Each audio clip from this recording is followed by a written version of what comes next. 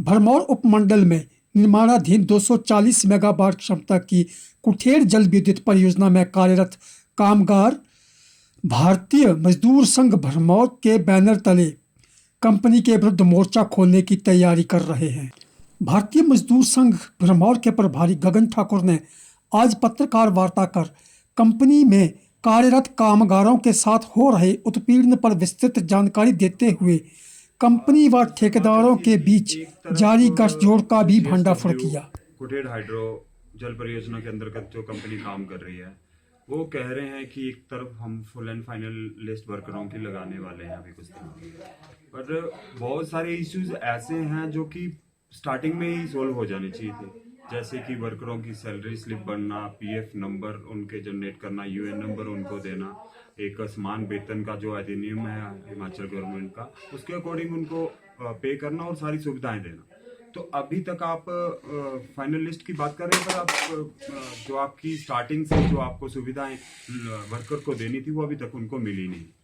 तो बस इसी संदर्भ में आज भारतीय मजदूर संघ भरमौर मंडल की इकाई की कार्यकारिणी और जितने भी हमारे साइटों के अध्यक्ष सचिव हैं, हम संयुक्त रूप से जेएसडब्ल्यू प्रबंधक से मिले और उनको अपनी समस्याओं से अवगत करवाया और उन्हें आने वाले 7 दिनों का समय दिया गया है, क्योंकि ये समस्याएं इतनी बड़ी भी नहीं है। कोई भी कंपनी जब भी कहीं काम करना शुरू करती है तो नॉर्मली ये सारी मांगे स्टार्टिंग में ही पूरी हो जाती है।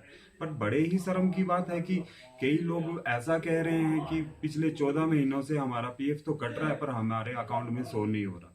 और सबसे ज्यादा परेशानी यहाँ पर ठेकेदारों द्वारा दी जा रही है। जितने भी कॉन्ट्रैक्टर जेएसडब्ल्यू ने हायर करे हैं वो अपने वर्कर को जो मूलभूत सुविधाएं हैं वो तो दे ही नहीं रहे, ना उन्हें टनल अलाउंस मिल रहा है किसी तरह का, और जो उनकी बेसिक सैलरी है उसके ऊपर जो उनको टनल अलाउंस मिलता है, हाइड्रो अलाउंस मिलता है, टी अलाउंस मिलता है, जितने भी अलाउंसेस मिलते हैं, तो according to that they suppose to get 20 to 22,000 bucks every month, but उनके अकाउंट में सिर्फ 12,000 ही मिल रहा है। तो ये प्रावधान कौन सा है, ये कौन सा कानून इन्होंने यहाँ पर लागू करा गया है? ये कंपनी की तानाशाही है जिनके ध्यान में सब कुछ है पर ध्यान में होते हुए वो कुछ इनिशिएटिव नहीं ले रहे।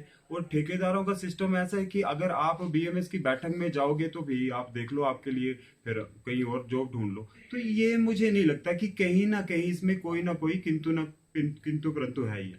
और दूसरी बात, मेरी मेजर बात ये रहेगी, जो कि जेएसडब्ल्यू कंपनी प्रबंधक है, जो कॉन्ट्रैक्टर हैं और जो भी जितनी भी यूनियन प्रोजेक्ट साइट में काम करती है और वो कह रही है कि हम पिछले 3 सालों से लोगों के हितों के लिए, कामगारों के हितों के लिए यहाँ पर लगे हुए हैं, ईडी के थ्रू उनकी जांच हो कि प्रोजेक्ट लगने से पहले उनकी प्रॉपर्टी का स्टेटस क्या था और अभी उनकी प्रॉपर्टी का स्टेटस क्या है। इस दायरे में हम भी लोग आते हैं। भारतीय मजदूर संघ की जितनी मंडल की कार्यकारिणी है सबकी ईडी के थ्रू आप उनकी फाइनेंशियल जांच करें कि उनके पास कितना पैसा है। यहाँ पर देखने को ऐसा है सर कि वर्कर को अगर आप 12,000 पर मंथ पे कर रहे हैं और उनकी सैलरी 22,000 बन रही है, तो वो 10,000 जा कहाँ रहा है, किसके खाते में जा रहा है? ना आप उनको पीएफ दे रहे हो, ना सैलरी टाइम से दे रहे हो, ना कोई टनल अलाउंस दे रहे हो।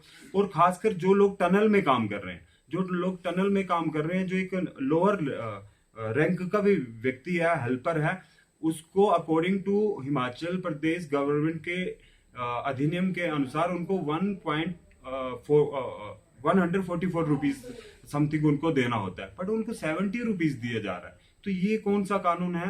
और ये कृपया हमारे कंपनी हमारे ध्यान में लाए कि चल क्या रहा है यहाँ पे ठेकेदारी प्रथा चली हुई है, यहाँ पे कंपनी प्रबंधक की तानाशाही चली हुई है, वर्करों की ना सुनी जा रही है और ना ही यहाँ के जो लोकल पंचायत प्रतिनिधि है जो रिप्रेजेंट करते हैं अपनी पंचायतों को, उनकी किसी भी बात का ध्यान रखा जा रहा है।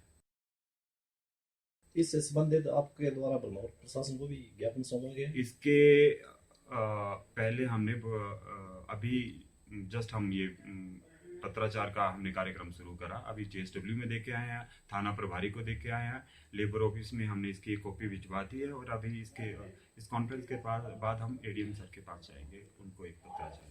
अच्छा, ये समस्या तो काफी समय से चल रही थी। जी। तो आपने श्रम विभाग के पास क्यों नहीं इस समस्या को उठाया? पत्राचार हमने कई बार करा, पिछले 2 सालों से यही कर रहे हैं, बट कोई पॉजिटिव रिस्पॉन्स वहां से भी नहीं मिला। तो अब क्या आशा करते हैं आप?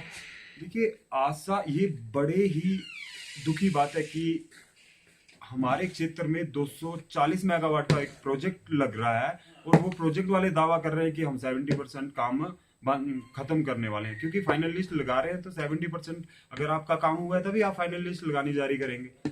तो अगर आपने इतना काम कर लिया और लोगों को उनके अधिकार अभी तक नहीं मिले हैं वर्कर को, तो मतलब ये क्या चल रहा है? ये प्राइवेटाइजेशन हो रही चलो है। ठीक है, यहाँ तक बात मान ली। अगर इसके बावजूद भी अगर आपका काम पूरा ना हुआ, आपकी बात ना मानी गई, अगर कंपनी जैसे काम कर रही है वैसे ही करती रही, तो क्या करेंगे? देखिए, सिंपल शब्दों में हमने इसमें 7 दिन का समय कंपनी प्रबंधक को दिया है। 7 दिन का भी हमने बहुत ज्यादा दे दिया। 1-2 दिन में ये प्रॉब्लम सॉल्व होनी चाहिए। अगर ऐसा नहीं होता है 7 दिनों के अंदर, तो जो भी होगा उसके लिए कंपनी रिस्पॉन्सिबल होगी।